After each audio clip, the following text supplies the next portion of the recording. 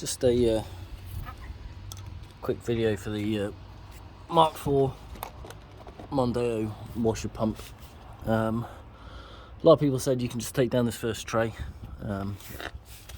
when you're changing it. Obviously I've had a go at it today and people say so, and the bottom tray is fine, and then unfortunately you need to take the second tray. If you've got the Titanium X version, you've got a second plate that runs all the way along the bottom, and you can see from here the I don't know if it'll focus in right because there's other pipes in the way. Basically that's where the old one has come out of. Clip there, 2 holes for the washer, and just connect it back up now. So you don't need to you can't do it by taking the tire off or the mud guard underneath.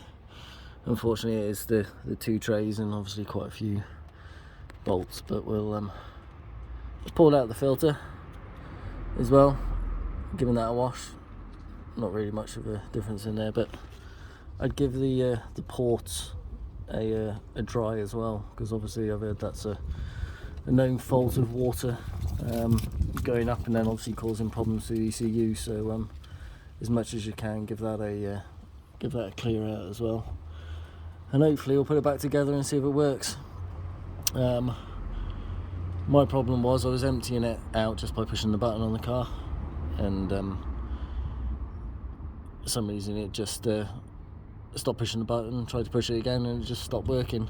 It was ticking on the fuse side, but there was just no motor noise whatsoever. So hopefully we're going to change it out, put the new one in, and see if it works.